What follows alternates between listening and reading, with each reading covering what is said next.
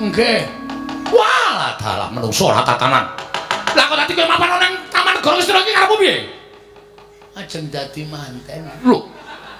Dadi manten karo sapa? Niki Lho, kowe ora edan kowe. Kowe ora edan. Mumpung Baladewa isih durung muntak. Mumpung Baladewa durung nesu. Ayo bali. Bali ning wis mampu kono. Bali ning omahmu kowe aja gawe geger Negara Ngastina. Yen kowe ora bali aja kelakon tak gretel ngendolo pecah dasmu kowe. Terus pundi aku tak tobat kula ajre. kowe lunga sik ana. Kowe lunga sik. Mergo iki piyai siji iki nek omong getak-getak engko ndak bergetar hatimu. Nggih. Wis makan dawuh kula wonten ringking. Heeh, gawe kopi. Nggih. Ora dicempluki cecak lho. Mboten.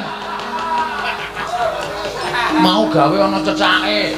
Ini ya tetep pangan. Tau mbah ya cah gleleng, gaweane bojo. Ndak dikira ora ngurmati. Ora sakokean gunem. Kowe bali. Kowe tumindak ora prayoga. Kowe nyolong Yayi Ratu Banawati nggih Bang Yayi Ratu Banawati.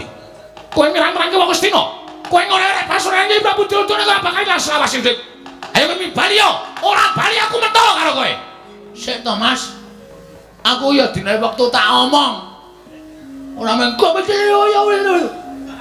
Ora ngerti nasibe Begawan Durna. Kon gawe kaya Durna. Lho, Durna tak apake? Bisu. Kowe gelem kok? Ana Baladewa kok.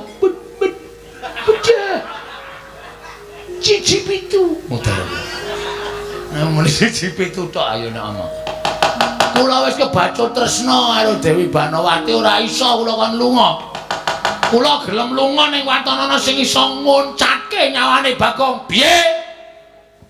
Kepiye? Kowe muni piye kowe? Kowe muni piye? Sing iso nguncatke nyawane Bagong. Wah, dalah. Ora minggat sarepaning Baladewa. Gretan kula jeblok wetemu. Weh, lah sepatane lepah. Aduh, mati aku.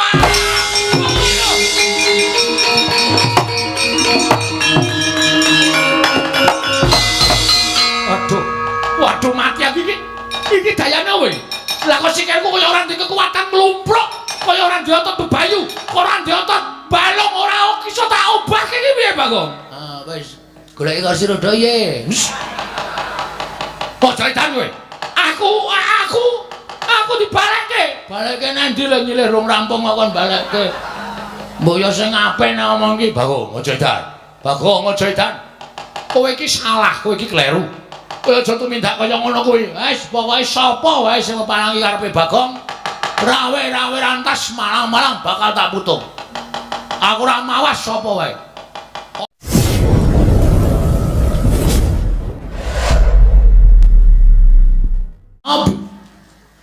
Panjenengan ngendika, nek ora nggih, empun kula tak ngukuti sandangan kula tak wangsul. Kula ya tak nyingkirke angen-angen kula sing janjane kaya ngambara ngawiyat. Mengangen-angene sak batur kaya kula iki kok ndek pengangen-angen gayuh lintang nang langit niku ora mustahil ora bakal kelakon. Ewadene nek Gusti marengake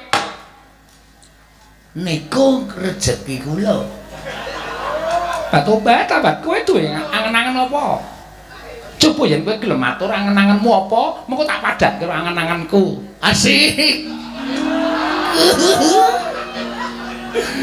Nek ming sak kula niku ya ngibarate cebol gayuh wulan wuta ngitung lintang langek kelakone cepak wurunge. Kowe nalika semono tau crita karo aku. Sing jeneng kang gumlaroning jagat ki ora ana sing ora bakal iso dilakoni. Waton kuwi dadi keparenging sing gawe bumi utawa sing gawe jagat. Nggih. Ora ana sing ora bakal iso dilakoni. Selagine wong loro saudon telu saurupan bae kadangkala yen duwe niat dadi ratu, Gusti ngijabahi iso dadi ratu. Kowe duwe pepinginan ya pasrahno karo sing gawe urip. Yen sing gawe urip ngijabahi bakal kelakon. Pancen nggih bener ngoten. Kula niku teng mriki niku rasane kaya duwe nganu Kaya duwe apa? Sampeyan niku nek nglirik kula niku kaya ora sebaene. Niki mung perasaan kula lho. Mung perasaan kula. Nek klentu nggih mangendika klentu. Mergo napa? Wong wedok niku nek nyawang, niku mek nyawang biasa karo ana tanda-tanda perasaan love. Niku benten. Love ki apa? Love niku bal dumbulke niku. Kuwi love. Nggih, anu jantung. Tresna. Pak Obat. Aku tadi kowe ngarani aku kaya ngono kuwi. Dasarmu apa? Lah sampeyan nek delokke kula niku nyuri-nyuri. Nyolong-nyolong gitu. Kula tahu pas nguceki sandangan sampeyan pas umbah-umbah, sampeyan lenggah teng kursi, sampeyan nglirik kula. Kula bingung ngerti nek dilirik. Tak kira nek kathok jero kula ketoke. Mergo kula jengkang-jengking terus kula benake. Ning bareng tak sawang niku wong mboten nglirik kathok kula ning nglirik saka pasundulan ngantos jejempol sikil. Bagong, dawuh. Tak kandhani yo, ning aja kowe gegeden rumangsa, mbok menawa mring rasaku wae. Nggih. Saksuwene kowe ning taman iki lho kok uripku luwih seneng, luwih tentrem, luwih ayem. Aku luwih bungah. Pendak-pendak tangi saka nendra. Aku wis iso ngguyu nyawang kowe. Kowe iki tangi turu mesti dadak jogetan kudung ciduk barang. Dek mben kudung cawet to. Kurang ajar bareng tak sama nggon aku to. Lah niku nek seneng gawe kabagyaning bendara niku kula seneng. Dadi nek iso niku juragan niku aja nganti susah. Niku kewajiban kula kudu iso membahagiakan juragan. Sampeyan seneng to kula ngenten nika? Seneng batu-batu, Pak. Esuk-esuk wis netel jatilan karo jingklak-jingklak. Aku arep unjuk wae nganti ora sida mergo ngguyu kemekelen jebul tinemune tresna kuwi ora saka rupa ya, Bagong. Saka watak. Kowe duwe watak seneng lipur marang liyan kuwi dadi rasa tresnane Banowati. Weh. Mak sekedap niki perlu dijelaske nih.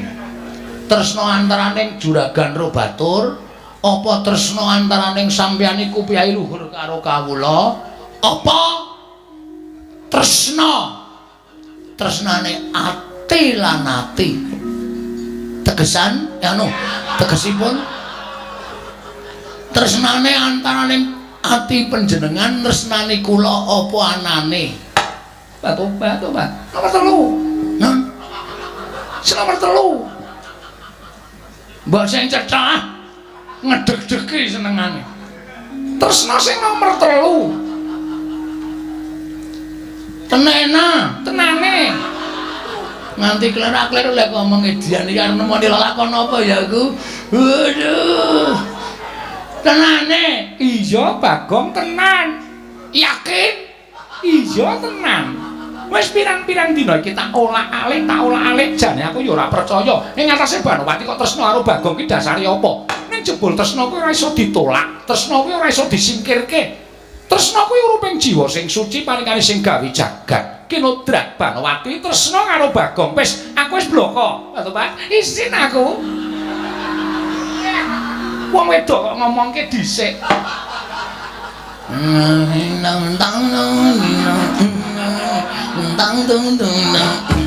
Ora abdi negari Ngastina. Omoli tuwuh raos kuwatir salebet ing manah kula. Kuwatir piye maksudmu Diamon? Diajeng. Nek kleru terus aku saking diajeng. Menawi mangke ngantos Sinuwun Prabu Duryudana menika wuninga. Menawi ngantos mangke para nayaka negari Ngastina menika wuninga mongko Sinuwun Prabu Duryudana menika gadah kadang inggih menika para Sata Kurawa.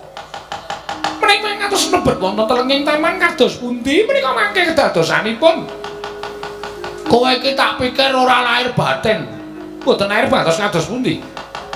Mau kowe ngomong karo aku, matur karo aku diajeng. Pokoke sebaya mukti, sebaya mati. Abot padha dipikul, enteng padha dicangkik.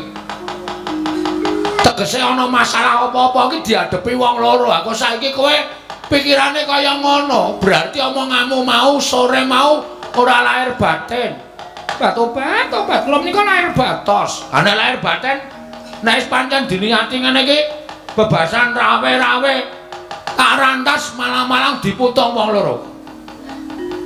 Aku mau wis kandha to, aku lara kowe ngrasake lara. Aku mati kowe golek dalaning pati. Semono uga kowe lara aku ya ngrasake lara. Kira-kira nek kowe tekane pati, pangestumu tak jaluk, aku tak golek rondo. Tobat, aku sak penake dhewe ngomong. Mulai kula pecah panjenengan ya kudu pecah. Kudu, pokoke mati kabeh. Wis ngono wae rasa dadak piye-piye. Sapa sing arep mepalangi? Menawi ingkang rawuh wonten ing taman menika Sinuwun Prabu Duryudana. Malah kepasang Yogya katujuhe ngoni. Inu putrane Pak Subakestawa. Ki ana ide no, ki ana ide. Tobat iki men kari bodong tok sing ngerti. Heeh. Kepasang Yogya katujuhe ngeno, nek Prabu Duryudana tekan kene, rawuh mrene tak tembung sing apik-apik. Sinuwun Ngastina gandeng Dewi Banowati sampun boten tresna kaliyan panjenengan, mila samangke sampun tresna kaliyan Bagong. Panjenengan kula aturi misahaken katresnanipun Dewi Banowati, Dewi Banowati, Banowati kok Banowati. Arang kokean batine iki ngene iki. Dewi Banowati badhe kula wengku minangka garwa. Menawi Sinuwun Prabu Duryudana duka, apa dianggep aku wedi karo Nalendra Ngastina? Tresna kuwi abot. Abote kaya wong nyangga bumi. Mula tresna kuwi adang kala iso ditohi pati. Iki tak ketokke jiwa lanangku karo Dewi Banowati. Prabu Duryudana tekan kene tak tembung apik-apik ora entuk, tak jak glut. Tobat. Kuwi tenan apa piye? Ya mbuh mengko. Tobat, lah kok ora maton ngono lho. Wis pokoke engko pokoke dilakoni sik to. Ora apa-apa lah. Oh, mau ngantuk e. Bola-bali kok ngantuk wis teturon saiki ya ngantuk meneh. Tobat, ya sak penake dhewe. Kok mung arep ngontak ngantuk terus. Amu mau konangan Duryudana. Tutup-tutup e, Pak. Tobat, sak penake dhewe ora. Dewi Banowati. Kula nuwun sewu Gusti Ayu, kula ngabdipun Gegawan Durna ingkang sowan mriki. Kok korenipun dipun tutut menika wonten menapa? Nuwun.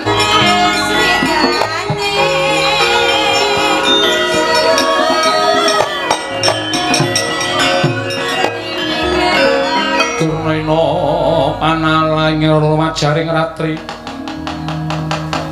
Lenenggak jangganira kapisananing prang Bratayuda.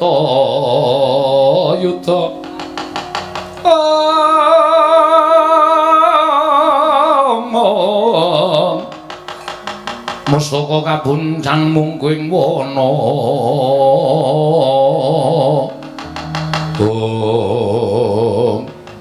Nuwun sewu Bapak Bandurna. Inggih kula ingkang sowan.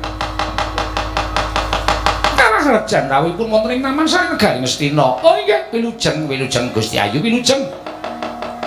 Menapa to sababipun direjeng andika rawuh wonten ing taman negari Ngastina? Monggo mboten sareng kaliyan Koko Prabu Duryudana. Menika wau ngaten nggih, Gusti Ayu. Salebetipun kedaton menika dedrek. Krana pangraosipun ingkang raka, panjenenganipun Gusti Ayu menika sajak beneh kaladat ingkang sampun. Lagak-lageanipun menika benten kalian ingkang sampun kelampah mila ndadosaken sungkawa penggalipun anak Prabu Duryudana. Tumunten dipun rembag dereng ngantos purna anggenipun sami rembag wonten pelajaripun nemban anggenipun atur pelaporan dhateng Sinuwun Prabu Duryudana bilih salebeting taman menika wonten satunggiling priya ing mapan wonten panjenenganipun Dewi Banowati nggih Gusti Ayu. Prameswari Dewi Banowati. Kula nuwun sewu Gusti Ayu menapa leres aturipun nemban menika kala wau. Tobat banget Lingaya Wara. Embanipun wonten pundi samenika? Ing atase kula menika Prameswari lho. Kula menika garwanipun Sinuwun Prabu Duryudana. Dianggep kula niku wong loro saudon, loro saurupan. Dianggep kula niku wong wadon sing lobok, kembene kendho, tapi ngono apa piye? menungsa ning Taman Sari lho kok. Atur pelaporan ning Taman Sari ana menungsa wong lanang meneh. Tobat. Kaya ora kajen rasane. Nuwun sewu sampun duka. Menika namung pelaporanipun Mbah. Namung aturipun Mbah. Upami ya mboten, inggih mboten dados menapa wong jar nyatanipun kula menika namung dipun dawuh supados niti priksa kawontenanipun Taman Negari Ngastina. Kakang Durna, pripun Dewate?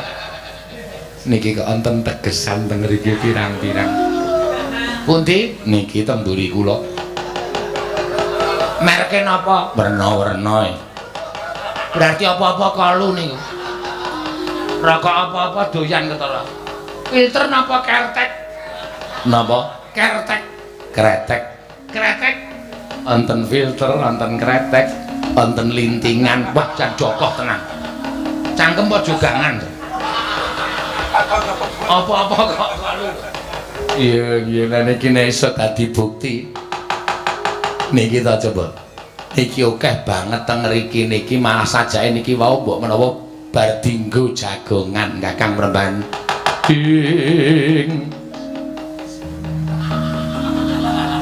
Kagat risang kapirang urinangkul kinempit kempit dosang reknaning bawana.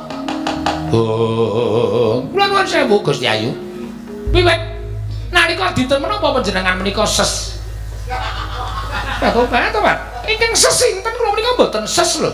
Lha menika wonten taman. Jer taman menika papanipun papan lenggahipun Gusti Ayu Dewi Banowati. Menawi wonten tiraan ses menika ateges menika nembe kemawon wonten piyai Kangkong ingkang lenggah. Mila menawi paduka Gusti Ayu mboten waloka dhateng Begawan Durna. Menapa paripaksa kula ngopyak lebeting Taman Sari Negari Ngastina menika.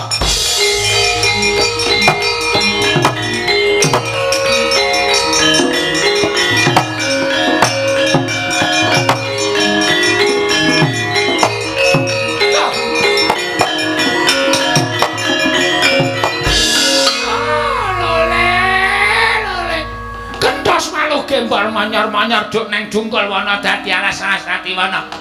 Dek mate pripun? Mangsawang to. Tak kira nek bulus.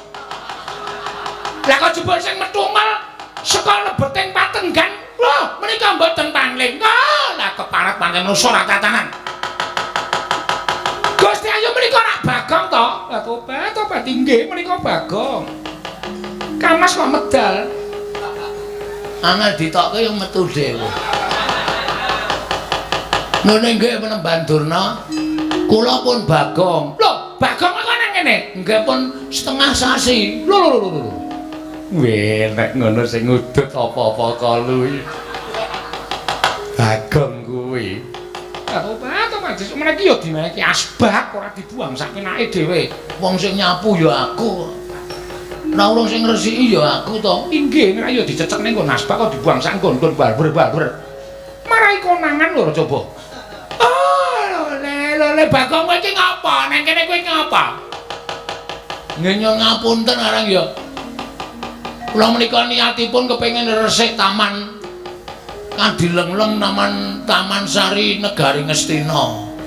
Ning kula niku mboten entuk wangsul kali Dewi Banowati. Lho, ing atase kowe drajating para kan ora entuk bali iki sebabe apa? Mboten ngerti, mang takon kalih sing kawogan. Ning sadurunge sampean takon ampun kaget lho. Ampun kaget. Mengke sampean kaget mergo perkara niki ora perkara sepele. Perkara sing gedhe ning nyatane pun diantepi. Nuwun sewu Gusti Ayu kok bakal mboten pikantuk kondur menika wangsul dhateng wismanipun menika sebabipun napa? Tobat kula nuwun sewu Penemban. Kula sampun kebanjur tresna yang Bagong. Ora krungu mesti. Ketara ora kaget. Terus pundi kersanipun? Kula kok mboten matos mireng radi sorang nggih maring pangandikan. Tobat.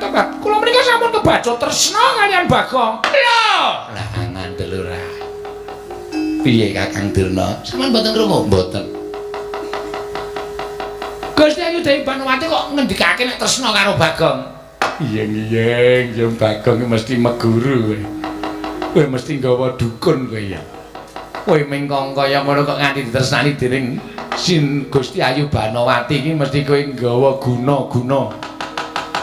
Kowe menungso ora tata Bagong. Nyun ngapunten wis dadi tekad sebaya mukti sebaya mati.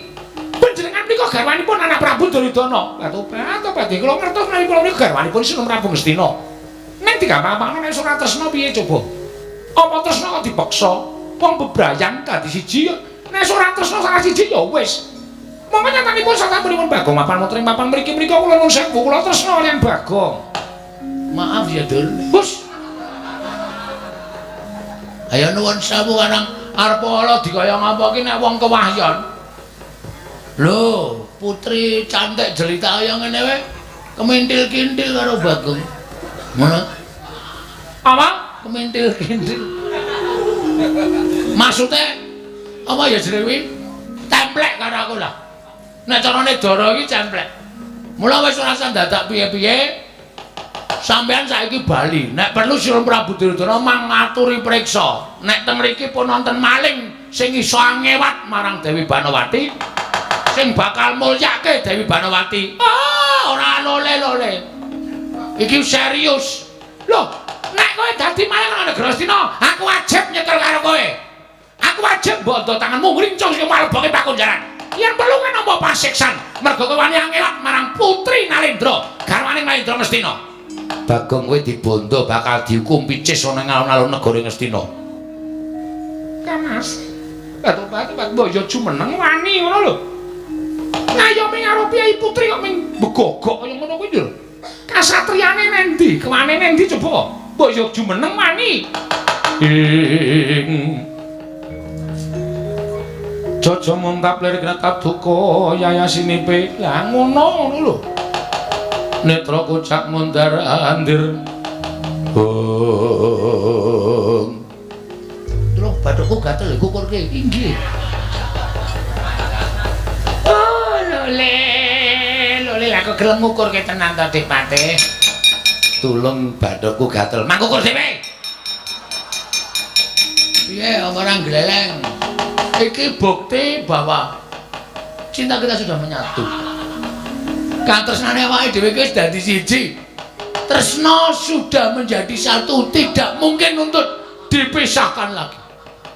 Mula sampeyan rasa maksa kali aku nek nganti aku engko nesu, nganti aku engko muring, grewekan dadi grojokan geguyon dadi tangisan. Lho, apa kowe ora wedi? Apa kowe ora miris?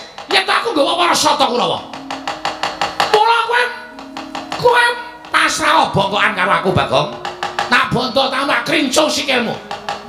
Endah-endah kowe ming wong mlarat. Kowe iki ming batur. Kowe gedibal 17 wong elek nyolok mripat. Kowe iki ming kere. Ibarate kaya cecak muntal cagak cebol kaya wulan mutung ngitung lintang. Tangeh lakone jebak wurunge. Sing dadi nyatane Dewi Banawati tresna karo aku. Mesti tok gawe. Mesti tok gunake daya kemandhen. Ilmu guna kasantikan supaya Dewi Banawati katok karo kowe. Ora-orane Dewi Banawati tresna karo kowe lahir batin. Iki mergo saka pangguna munggonmu bakal meret karo Dewi Banawati. Aku ora nrimake.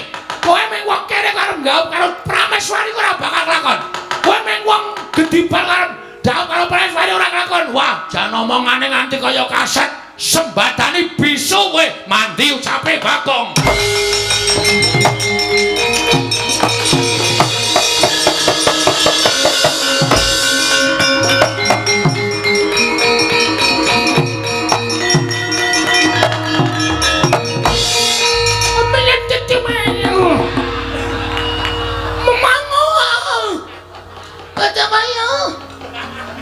Gegede bale citu. Kapok kowe. Wong karo wani karo wong lagi ketrima ngene iki sak ciptane dadi sak sediane ana. Boleh. Mata betul putar klip penjela aja. Ayo wajana.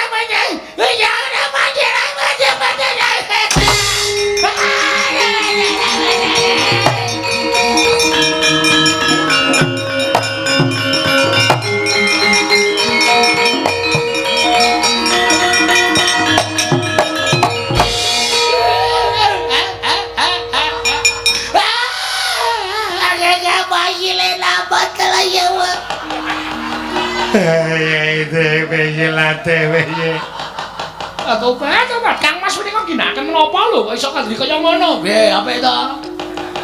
Wis ben mengke wae wis ben omong dhewe-dhewe. Oke ciu ya lho betul. Gede cilik menene. Gede cilik apa cilik apa gini? Agate. Iya dalam hasil. Apa ora kowe? Ebu. Apa? Ebu. Ebu bapak. Bapak aku abu. Sing cethok nek omong wong tuwa kan omong ora cethok. Bapak, abu bapak. Bapak abu bapak. Kuwi tegese apa Kang Mas? Bagong aku kapok. Ayo ngayal karo aku asepatane bisu ora iso omong tenan. Bapak. Pole. Kecepatan jebot dadah pojok-pojok. Bapak, aku bapak. Atut bapak dadi lebih bojok. Kapok tenan apa tetet? Ora wani karo aku. Nek diatur bojone bapak datune bojone. Baliyo kaya wingi ning kowe wong loro.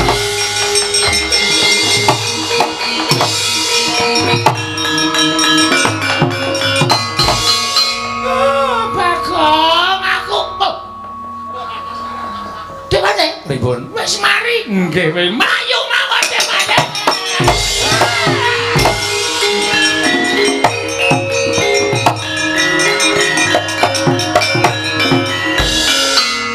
Sembetengane wong lagi diwingno wong dening dewane. Piye? Percaya ta karo aku? Inggih, aman Pak Obat, pinter banget. Ih. Nek jiwit iki ora nggon cangkem. Senengane kok gumun aku lho. Gemeske tenan Pak Obat, cangkeme gedene semono kuwi lho. Iki kulinane nggo ngemut ndas. Ya, dadi aja kaget. Ih, gemes aku to, senenge ra jamak-jamak. Saya nek pasare ae lho, Mbak Tobat, iki ora bagonge nek sare ning ora iso werna-werna. Wis ana swara angin, swara ombak, swara roda. Lan sak piturute Mbak Tobat, kaya ngorok kaya sekaten. Anggape cangkemku alun-alun piye? Njero sak penake dhewe. Iki ora mung tekan semene. Iki mesti akeh sing do tekan kene aja kuwatir. Tenan, ning aja kuwatir, selagi aku isih ngadeg nang ngarepmu Dewi Banawati. Katresnane dhewe ora ana sing medhotke. Aja kuwatir. He, sapa sing terus taman kekayaan?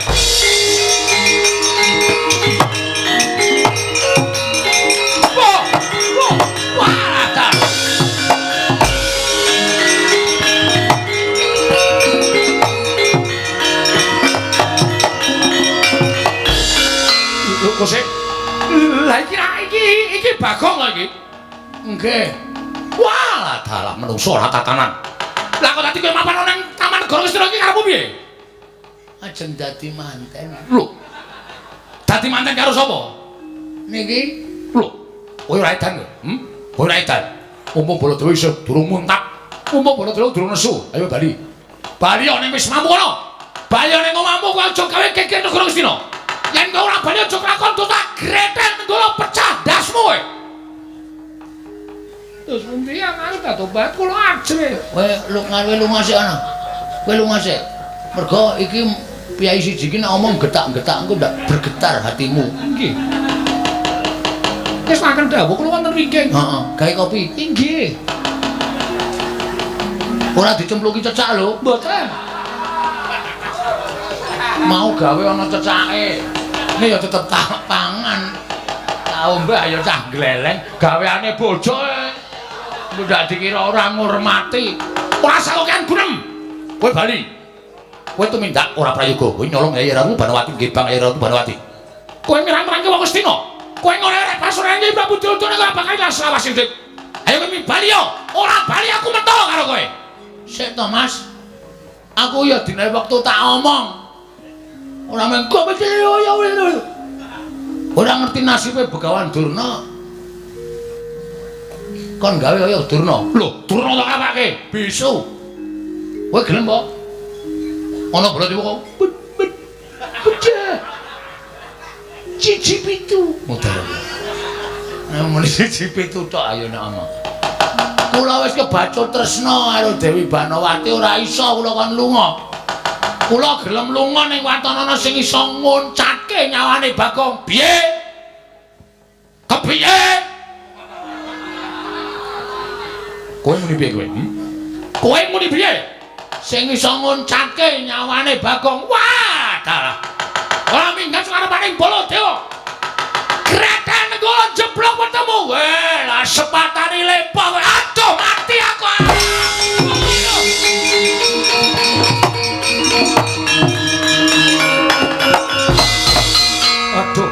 Waduh mati aku iki. Iki dayane kowe. Lah kok sikilku kaya ora ndek kekuatan mlumpruk, kaya ora ndek otot bebayu, ora ndek otot balung, ora iso tak obahke iki piye, Bagong? Ah, wis. Goleki kursi roda ye. Kok jaitan kowe? Aku dibalekke. Balekke nang ndi lho nyilih rung rampung kok kon balekke. Mbok yo sing apik nek ngomong iki, Bagong, aja edan. Bagong, aja edan. Kowe iki salah, kowe iki kleru. Kowe aja tumindak kaya ngono kuwi. Wis pokoke sapa wae sing ngepalangi karepe Bagong, rawe-rawe rantas malang-malang bakal tak putung. Aku ora mawas sapa wae. Aja kok Semar, Petro, Gareng tekan kene tetep aku arep garwa Dewi Banowati. Wis dadi niatku. Tur dasare Dewi Banowati wis tresna karo aku, ora bakal iso diugre-ugre. Sapa wae ora iso dadi palange Bagong. Aku balekke nang ndi? Wong kowe kene dhewe kok kon balekke. Aku coba nek aku nyilih nang Mandura, kowe aja sembrono kowe. Omonganmu aja sembrono. Omonganmu aja marai mumet. Aku lepok kaya ngene iki kowe sing gawe. Pancen sing gawe aku. Terus karepmu piye? Ngono sik ya, aku tak genduren sik. Hei, ora lunga. Ora lunga. Lunga ora sak karep wong sikil-sikilku dhewe. Bagong ora edan. Bagong ora edan. Bagong kowe tengok ngono wae. Kene kok gila banget to kowe. Sing balekke aku sapa? Ha sing nyilih mau sapa? Oh, wis aku sing kon tanggo ya bawa Bagong, please Bagong. Bagong, piye? Aja lunga. Aku balekke sithik aja lunga. Aku pulihke kaya wingi. Engko nek tak pulihke kowe ngantemi aku. Ora. Tenang. Sumpah. Sumpahi sineksen sing gawe urip. Kowe engko mateni karo aku nganggo nenggala. Ora wis aku ngaku kalah. Nek aku balekke mari kaya wingi iso mlaku. Tak balekke iso mlaku nek nganti kowe ngantemi aku, gedene kowe nampani pusaka karo aku aja takon dosa. Lempahmu ora mung sak sikil. Gulu medun. Waduh, mati aku Bagong cangkeme sing apik. Iki wis sampe bar tak cet. Aja sembrono, omonganmu aja sembrono. Ora sembrono iki tenanan. Nek nganti sampean ngapusi, lehmu lempah, tangan medun, pundak medun lempah, sing tingil-tingil ning sirahe. Ayo piye, gelem ora? Aku wis seneng kok. Kowe ora seneng ya wis aku nek nganti-ngantemi kowe, nganti nibani nenggala karo kowe aku manut. Kena apa-apa aku manut. Maria Baladewa. Wah, lata. Wah, edan. Wah, kowe iki panjenengan apa kowe? Kok ampuh men ngucap kasembadan. Wah, dalah wis rasaku kan rame ndang lunga. Aku arep bercinta. Edian. Iki Yai Ratu Banowati Bagong. Ora urusan. Sayang karo aku kok. Tresno karo aku ora tak manfaatke. Rugi. Padake ora. Wah, edan tenan. Edan apa? Wis gak lunga. Ora lunga? Iya. Iya edan iki cangkeme elek tenan cah iki. Wah, nyemelangi wing ora lunga kok dur diancam. Ayo pergi. Ayo guys, aku arep mandi. Aku arep siram aku. Aku arep siram kosokan terus kok Dewi Banawati tak kon nganduki aku. Senenge aja. Terus aku bobok terus didulang. Karo Dewi Banawati didulang dahar. Bar didulang dahar terus arep ngopo? Sok tau. Kepo. Wah, kepo barang ki apa? Ayo pulang. Ayo. Kono. Tangane iki lho ngecek banget aku. Yo, kowe aja pamer. Kowe aja nglereng kowe. Kowe tak kandhake Pandhawa kowe. Omong ora wedi aku.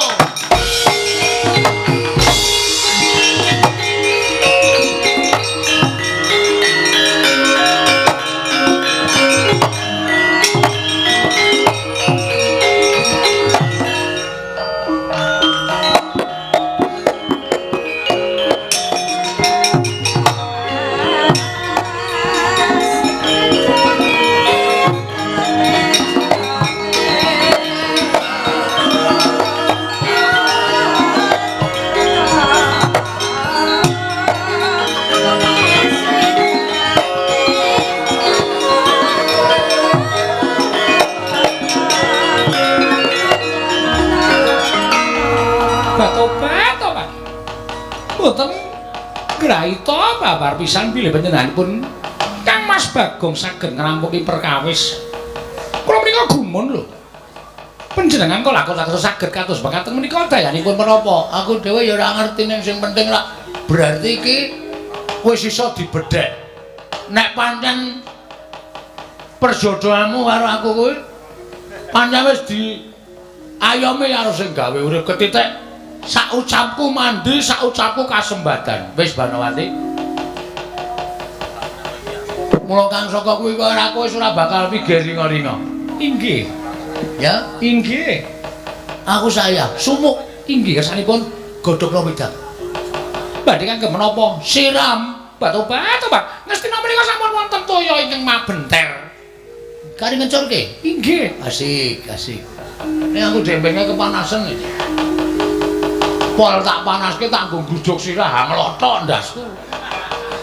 Batu-batu, Pak. Ora nganggo toya adem dicampur ben supaya anget.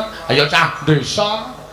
Ora ngerti. Monggo kula dherekaken dhahar menapa-menapa. Ya, martabake wis teko. Sampun.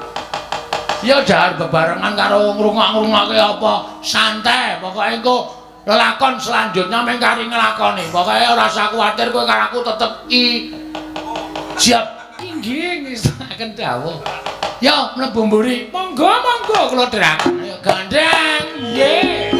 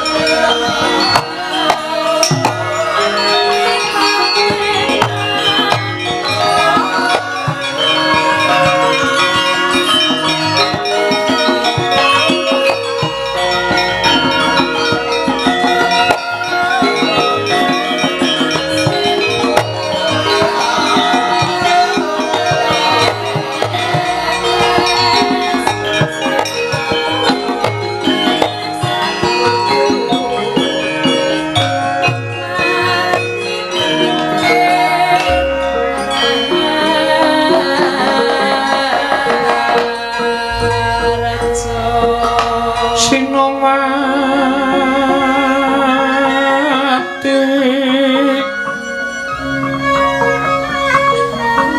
Sinowati jagat kinari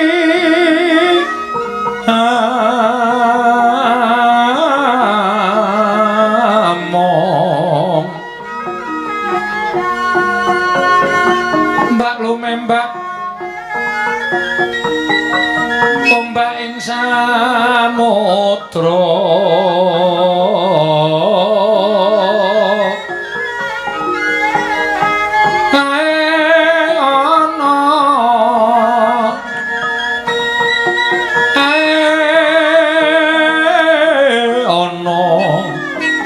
bale lumut ambraganggeng awita denceng dencengan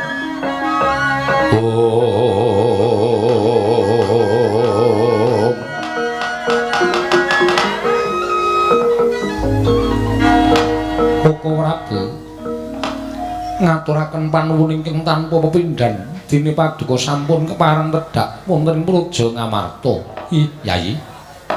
Jernyatanipun sampun dados kewajibanipun Ngraka Indrawati.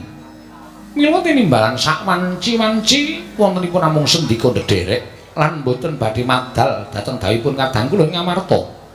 Ngaturaken panuwun ingkang tanpa pepindhan Karaharjan rawuh paduka Kanjeng Koko Prabu inggih sampun boten kirang prayogi lan tansah pinanginganing kawidadan lampah kula. Kresna kakangku. Werkudara piye? Badrarja sarawuhing Kresna kakangku. Ya Dimas slamet tekaku.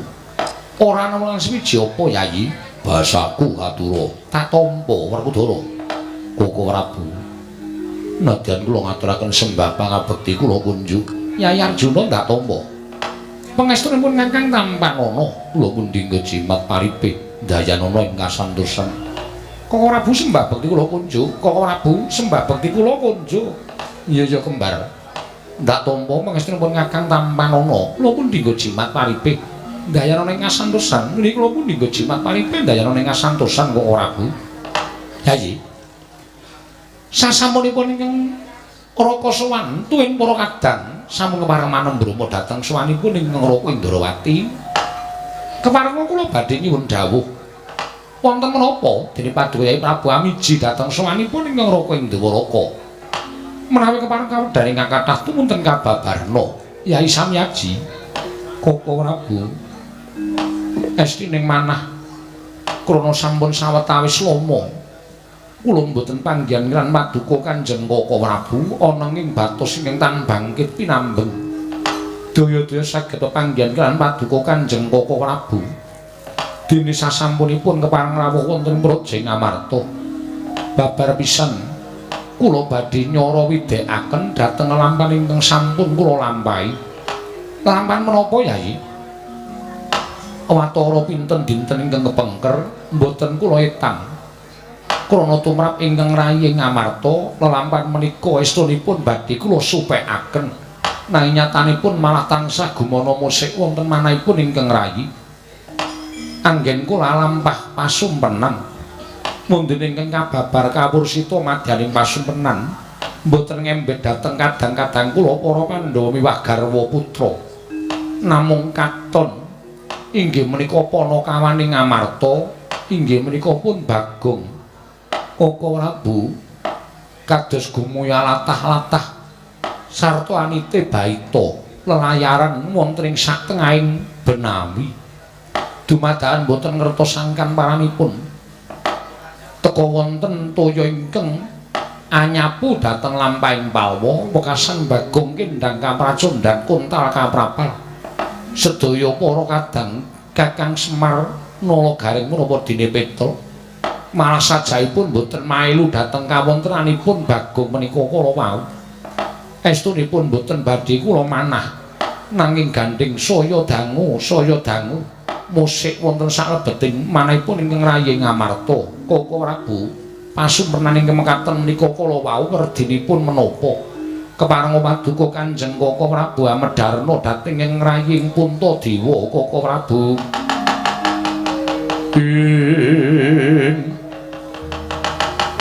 Kresna sinayang manglung mintonaken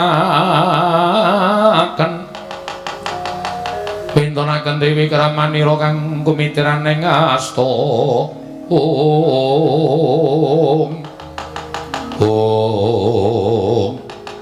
dereng ngantos paribasami Mbawacana nalika semanten kasaruplajari punata Mandura Prabu Baladewa ingkang minggah wonten ing Gatriya negari Ngamarta karya kaget kang sami mulat mangonom bletek-bletek pangudas maraning nata ing Mandura Yayi Darmaji sampun kejot penggalih kula ingkang sowan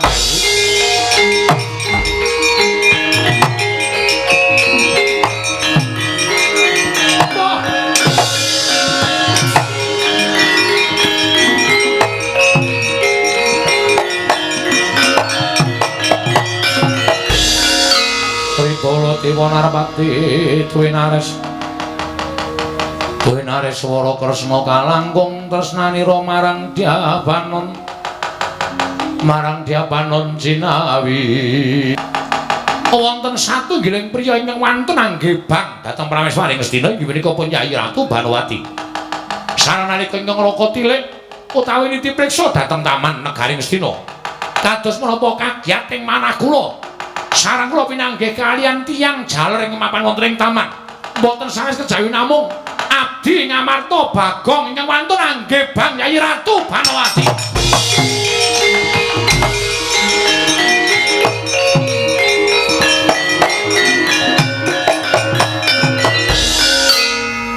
Werkudara nggih Janaka klepat tanpa pamit wah ngerti sing dibeda ya kuwi Banowati tanpa taliwara Koko Prabu nggih menapa Koko Prabu sampun prisa piyambak sampun ngantos paduka Kanjeng Koko Prabu menika wadul dhateng Yayi Prabu Darmaji namung pawarta nang nyatanipun boten kababar dados kasunyatan Kresna kowe aja micake wong tuwa aku adu arep dhewe karo Bagong malah sajake Bagong mentas meguru anyar dheweke digdaya sekti kalintang jayane perang lagi wae arep tak wenehi pengajaran arep tak bondo tanya tak krincung sikile Bagong nyedake aku lempo aku ya lempo tenan lho lah kok kados mekaten kegiatanipun Bagong lho nyatane ngono nggih nang ngaten kok Prabu Lelana kula nyuwun pamit kula badhe nitik dhateng Bagong menika kados pundi kawontenanipun namung kepareng ngono kula badhe idi palilah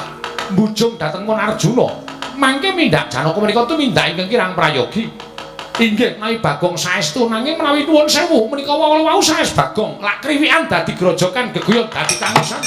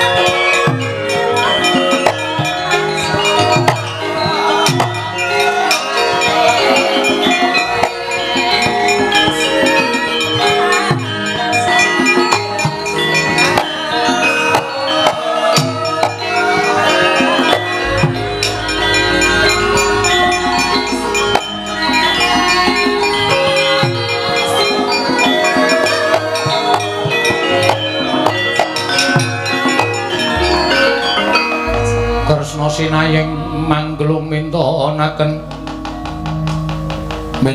Dewi Kramanira kang kumitir kanggo mitiraning asta aning asta oh Arjuna kula paring adhaw aku ngerti kaya apa to kagol penggaling siadi bareng midhanget sabdaning Koko Prabu Mandura yen to ana kawanmu Bagong anggebang lawan Nyai Ratu Banowati nanging kosek to nalaren petungen gelar lan gulungen aja nganti tuna tembe mburine liripun kados pundi to paduka Kanjeng Koko Prabu mboten pitados kaliyan pangendikanipun Koko Prabu Baladewa lho aku percaya nanging apa ora luwih prayoga lamun apa ing bakal katindakake mau nganggo petung sing ganep nganggo nalar sing ganep digelar lan digulung kuwi luwih prayoga contone ngene ya to yen pancen Bagong iki mau pancen nyolong kelawan Nyai Ratu Banowati utawa tumindak sing ora prayoga kelawan garwa Ngastina nanging yen to ora Arjuna ora jeneng aku ngias kelawan Koko Prabu Mandura sarta aku ora percaya marang Koko Prabu Mandura kuwi ora nanging ana tetembungan kedung jero iso dijajake nang atine menungsa sapa sing ngerti ora jeneng aku kuwi duwe panyokla bawa sing elek kelawan Koko Prabu Mandura ora nanging Koko Prabu Mandura kuwi tansah cecaketan lan para sata Kurawa jerebet panjenengane kuwi minangka pengayoming para sata Kurawa utawa pengayom negara Ngastina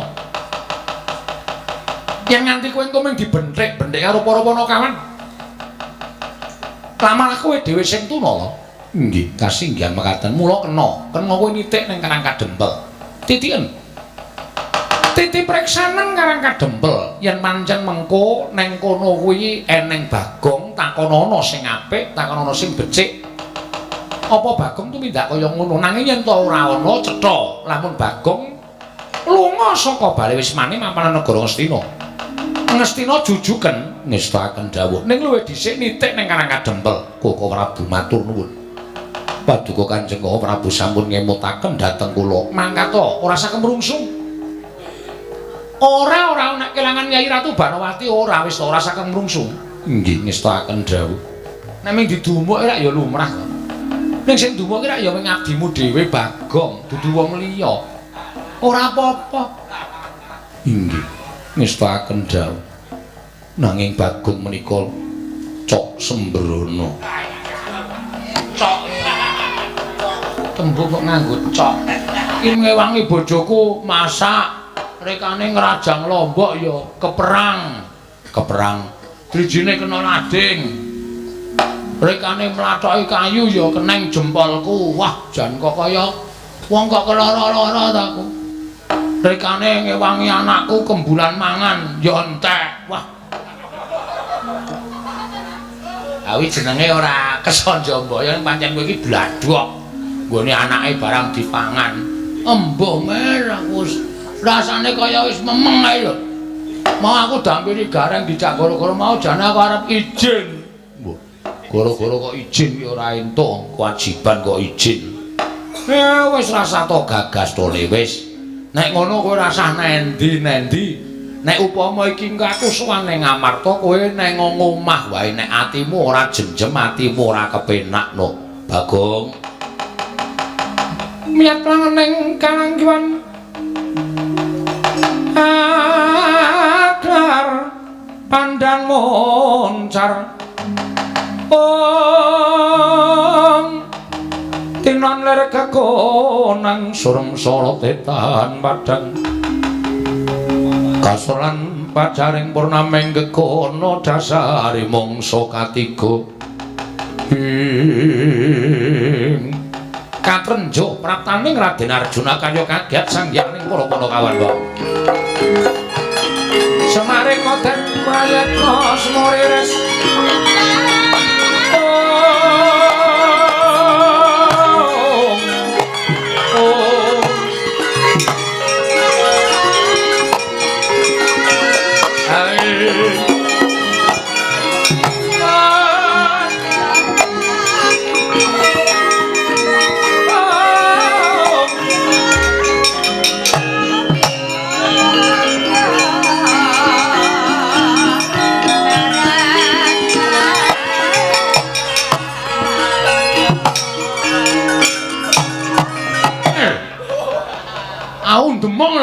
iya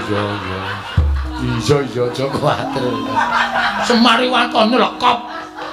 Ora ngambah telu barang ngambah telu. Bingung kok bingung. Anggere salah titelono. Medun tak kampleng iwonongen. Wah, wis arep ande dapukan gleleng kowe kok totoh nyawa. Iki sing demung ndara kembar lho, Tru. Nek kula karo nek kuli. Iya wis kuwatir. Ora obo sasake lho, Mar. Ora. Ngerti-ngerti. Mangu apa sih manyura? Tratapan aku. Wis tuku ki wong cah pinter kok. Paketan bae lho iki, Mar.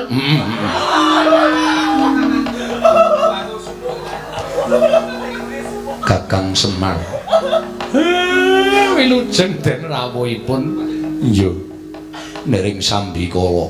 Bekti kula Ndara nala garing tak tampa. Bekti kula Gus nala garing tak Petro tak tampa. Kok nala garing kabeh? Ayo sing ketok aku ayo. Ora-orane madake. Bekti kula Ndara Bagong tak tampa. Enten apa rawuh kok Masuryane ora kaya adat sabene? Enten apa, Ndara? Weh, ngandel ora? Gawe tratapan. Dodo kamu ki ora sero-sero. Aku wis arep nabuh. Kapok ora we. Senengane kok nek lelu rasane lho, Mir. Ora. Enten apa, Gus? Kakang Semar. Kula. Aku butuh karo anakmu Bagong. Enten apa? Mandel ora, tanda-tanda iki. Lah aku sedih iki, Tru. Lah ngopo? Kok Ndara Janaka kok butuh karo aku? Omongan aku ora ndedhe. Ndara Janaka ora golek utangan ya. Ndara Janaka kok utang kowe iki njur, wah kowe iki nguyahi segara. Wis asin ya? Wis. Butuh karo kowe iki mbok menawa dijak omong-omongan apa to apa ngono lho. Ya wis, maju kono. Bagong, karo Bapak darahmu butuh karo kowe maju kene, Bagong. Enggak ngestaken, Jan. Mikunjang kancing langit kelap-kelapaton. Lir kincang ing risang mawe gandrung. Bagong, Nun. Kowe tak takoni wangsulan sing jujur. Kula niku wong ora tau gara, Ndara. Napa sing kula aturke niku jumbuh kaliyan ati kula. Ati lan lati makarti. Iya. Kowe iki mau saka ngendi? Lho, gara-gara. Sadurunge gara-gara dandan cara Bagong. Kula mboten teng pundi-pundi, kula medal nggih gara-gara niki. Bagong, Nun. Nek kowe ora jujur aja takon dosa. Aku ora bakal wegah midana karo kowe. Sik to, masalahe niku napa? Ngerti ora? Ha ora. Koko Prabu Mandura rawuh ning Praja Ngamarta paring dawuh. Yen to kowe wani nggibang Kakang Mbok Banowati, ayo ngaku apa ora? Waduh iki terus sing marai aku sedih. Ora gongku kok kelakuanmu kok kaya ngono to? Tak modasmu lho. Kowe ngerti to aku ki nang omah terus. Aku ora lunga nang ndi-ndi. Lah kok wani kowe nggibang karo Banowati? Truk. Ora memperkeruh suasana to. Wo, berarti kowe lunga nggawa tas kae to, Gong. Tas go ngembleki ndasmu iki kok. Kowe ya ngono kira iki malah mempersulit keadaan. Den kula ora teng pundi-pundi. Anak kula kok nggibang karo Banowati niku anak kula niku pahitane napa? Omah mingkari kompor tok. Nggibang karo Banowati niku terus pahitan napa, Den? Ampun percaya karo ngendikane wong. Ning diteliti kula niku mboten pripun-pripun, Ndara.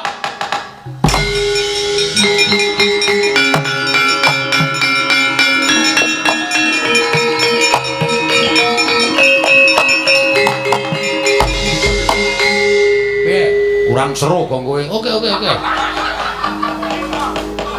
Meng sing siji sing seru ki meng ngintil apa piye, Gong? Ora apal-apal ora. Sik aja bahas aku nabuh. Iya. Aku lagi dijak rembugan Ndara Janaka iki. Bagong, Nun. Mingkaring aku apa ora?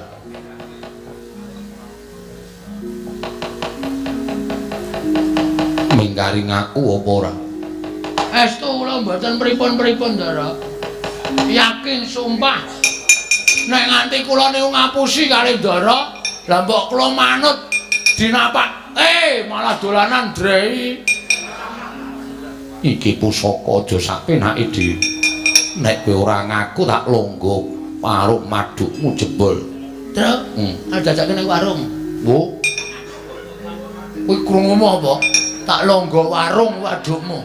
Entekno aku sing bayari ngono. Gong, kowe iki dalam bahaya ora lucu sik to? Iya. Dalam bahaya kok isih gecul ora sapenake dhewe. Kowe iki didepi keris ngono kuwi. Nek Ndara Janaka nesu tenan, kowe dinyunyuk keris kuwi modar le. Kok longgo warung. Ngosenane kok nek warung tenan aku kandhane, Gong. Truk, iki kondisine genteng lho, Truk. Ora glece sapenake dhewe. Ndara Janaka wis nggawa pusakane nganti aku disuduk mati tenan aku. Aku piye, Pak? Mlayu wae men slamet.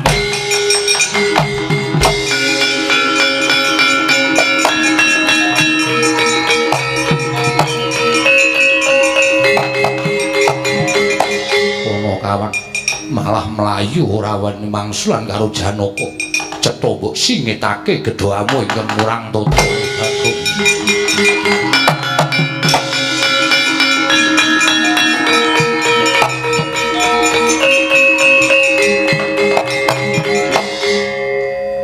Truk, nek cara mulih nabuh kaya ngono kuwi kowe gampang kesel. No penak wae. Engko nek diseseke dadang lagi keras. Ning ngambare Bambang Tawes. Kok malah takon Bambang Tawes. Jare sampean dewane iwak mesti kenal karo iwak-iwak.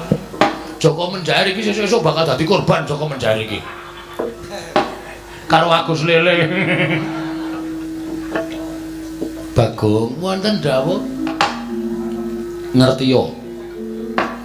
Dina iki ulun nyaut kelawan jeneng kita, marga kita nembe kesusahan. Nggih. Ora ngerti kenthang ki muling lelakon pojok plereting kanan kok dikira nggih Bang Dewi Banowati apa ora saru. Kula niku le iso rabi kali bojo kula mergo bojo kula tak ancam. Nek ora gelem tak jotosi. Maka bojo kula niki seleleke menungsa. Aku dadi ngewat Ndara Banowati iki terus godho kula napa? Bagong, pancen sejatine kaya mengkono lakone. Lan ngertiya ana titahing Bathara ingkang mimba lawan jeneng kita sarta angewat Dewi Banowati. Kowe lah keparat e. Lah terus niki kudu pripun? Mula kita bakal ulun dandani. Sawise ulun dandani, kita mentaso saka ing Bengawan Gedhe iki ana ing jagat. Mengko ana ratu ingkang bakal nyuwun tulung kelawan jeneng kita. Tulungono kita bisa adu arep kelawan Bagong kang mapan ning negara Ngastina. Estu napa? Iya, Bagong. Pamedare Jaka Lodang panyata sas mita gaib kumalare dadi jangka sapa wae kang ngrantu antuk pitutur yakti martiken gesang rahayu yuwana kaneskala tan mingerke plating widi pegat-pegatan nyegat tekaning kodrat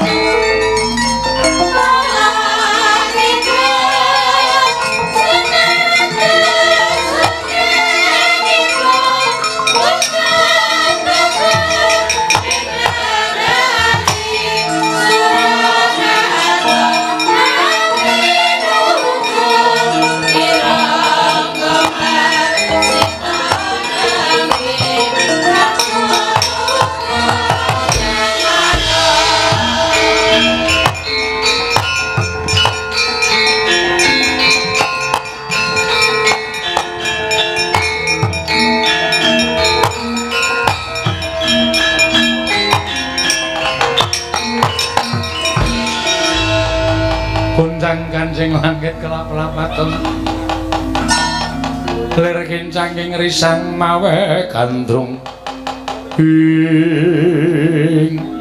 Bagong kita wis wujud udu Bagong nanging kaya dene sawijining brahmana saka negara Sabrang. Kula iya Bagong. Wah wis bagus napa elek? Tetep elek. Wis ora ana wawane babar blas. Kita nganggo jeneng utawa peparab Begawan Godo Githik. Godo kire? Godo Githik. Oh Githik. Iya. Kita munggah ana ing jagat. Kita mapan ana ing dedaratan. Mengko yen ana ratu ingkang nyuwun tulung kelan jeneng kita, tulungana dadi sarana kita ketemu karo Bagong ingkang gawe kucem jeneng kita Bagong. Nek ngestaken dawuh nyuwun pamit pukulun sing ati-ati aja kaya bocah cilik Bagong.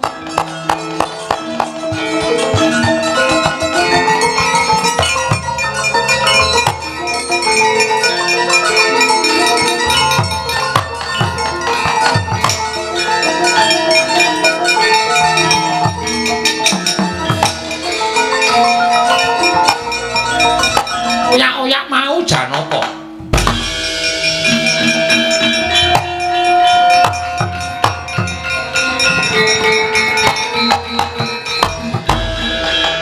Bagong.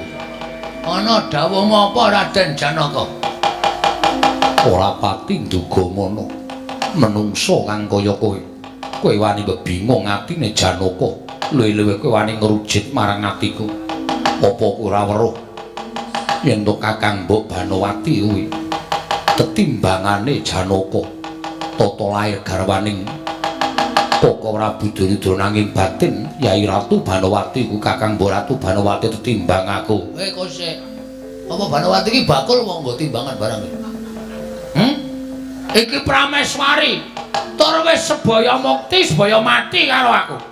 Kena kowe garwa karo Kakang Mbok Ayu Banowati. Yen iso nglangkai ku andane Janaka. Oh, mati tenan mandya ucapmu Janaka. Loh, kowe lah.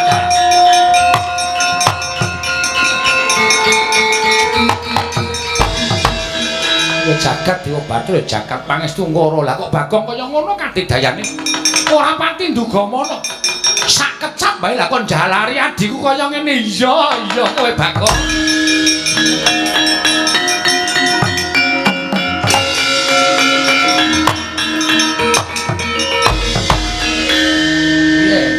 Aja kok Janaka, lampuhe tak panteni kowe mati. Komeng Janaka. Anggere tak ceklekke sakare modar kabeh. Sakar kok sakar. Sakar iki ya. Iya. Ngawur wae ora. Wis pokoke kowe kudu tetep dadi karo aku.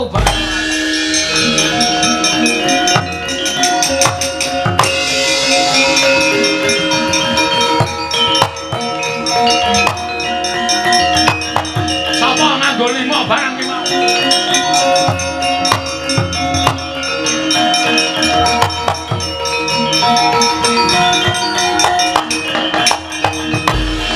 Koko Prabu menawi boten saking Paduka tartemtu kula boten saged gesang. Tak ungkuli dayaning Wijaya Kesuma Siadi wis pulih kaya wingi-uni. Koko Prabu kula kewirangan menawi kados mekaten. Jebul wonten Bagong sanes sing wantun anggibang Kakang Mbok Ayu Banowati. Wis to kowe aja kuwatir.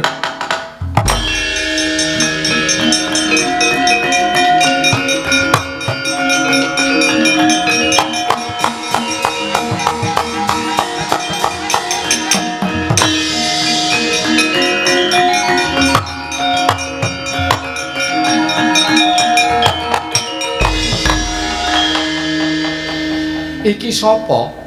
Ana pendhita kok turut dalan mangan. Kowe lah mesa konangan wis tak tutupi kendang jaipong e mesa konangan.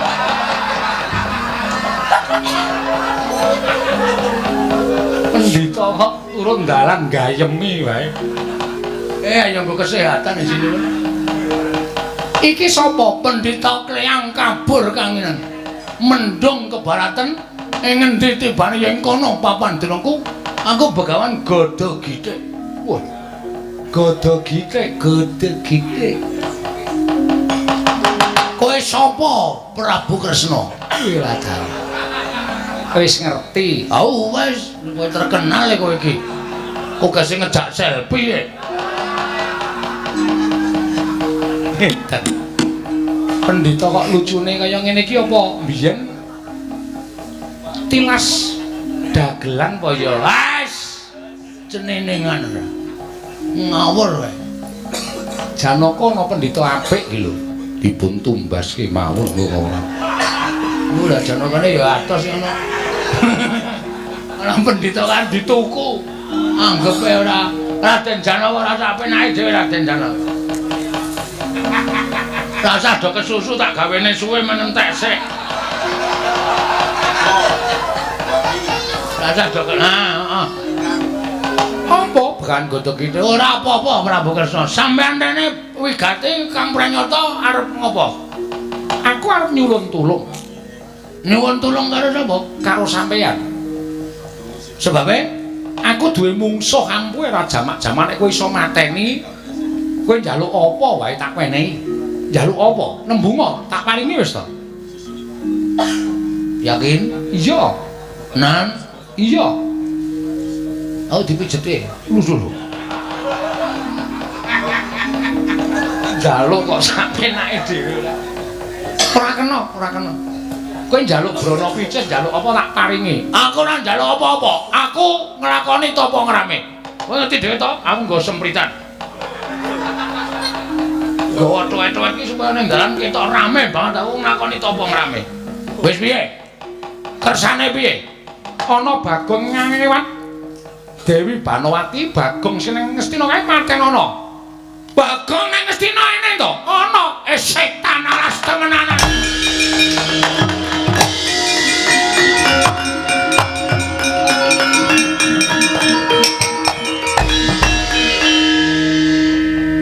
Menawi suwantenipun kula mboten pangling. Menapa inggih Koko Prabu? Lah iya, lah mbuh aku le nyolong sandangan ki nendi menungso kae. Kok iso dadi kaya ngono iki? Lah wong pendhita kok jarike ana tulisane 30 kg barang. Mbok menawi bekas Bagor brand sajake. Ayo coba ditonton Nyai. Kula dherekaken.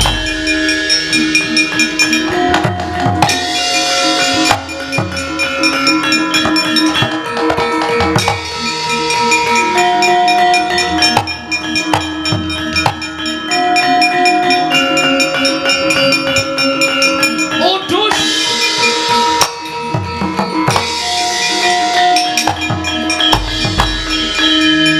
Sopai. Rasa sopa-sopa iki menungsane sing ngisra uripku. Lho kok iso jebles kaya ngono to? Asemi aku ya duwe treneng abang kaya ngono. Ya ming pas teles aku iki kok diagem kok. Wah, jan penyakit. Weh, aja ngawur gawar-ngawur. Kowe sing penyakit. Dian suarane ya padha. Kowe Bagong ngendi kowe? Lho, aku Bagong tenan. Ora ngapusi, aku ora ngapusi. Aku Bagong ora tau ngapusi. Kowe lok terane. Bondo tanganmu krincong sikilmu, lempoh kowe. Maksude piye? Lho. Kok ora mandi? Lho. Bisu kowe. Beh. Modal ora, kapamu kapan? Ora. Ora modal. Wah, padha guyune, padha wae. Kowe mungsa aku kowe. Ngemrano sastra jendramu, wateken aji jaya kaya tumpang sok. Ngomong wateken aji.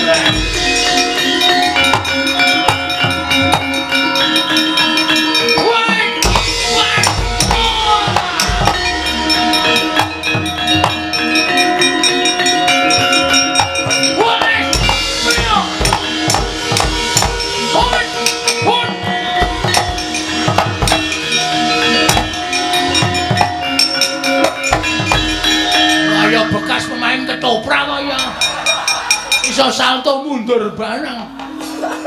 Sik. Iki kakku kok ngedep kaca. Kaca tendhik kok ye. Ora ngawur kowe sak karepe dhewe ora. Iki Bagong iki Bagong. Rumangsamu sak penake dhewe. Iki sing Bagong, iki sing Bagong, iki sing Bagong. Ora apa to.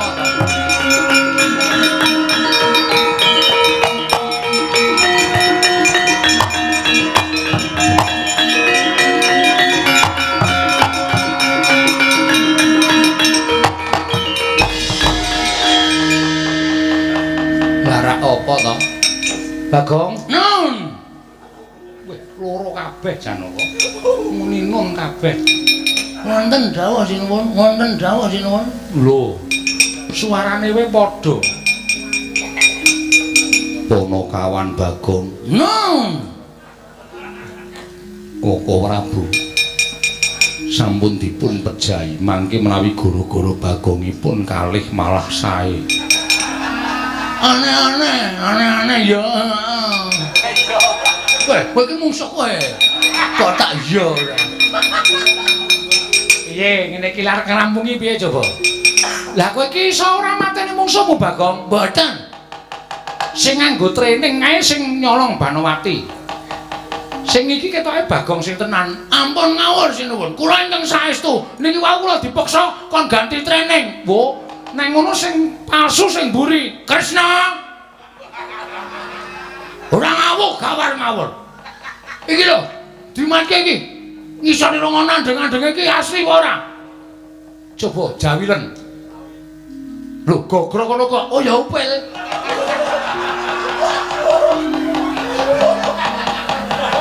ngandeng-ngandeng kok gogro kowe iki lucumu ngalahke aku.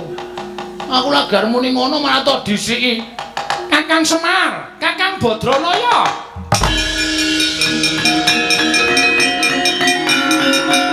Wah.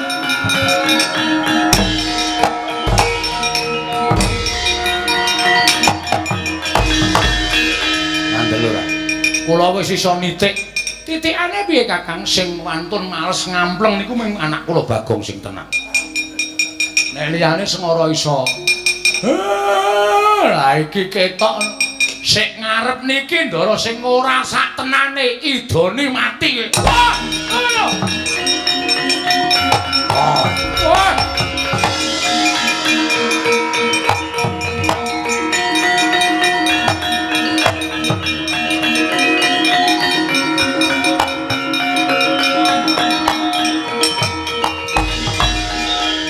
Suramaya inggih sinuwun.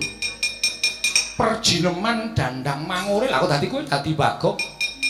Ha inggih supados Ponokawan sak mangke kelepatan menawi kelepatan tumrap negari Ngastina.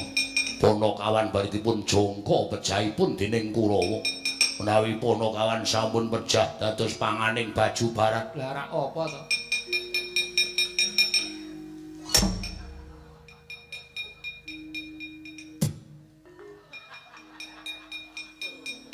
Anak kula nesu tenan nek pun ngidoni ngoten niku anak kula nesu. Rene. Aku njaluk ngapura Bagong, ngapura.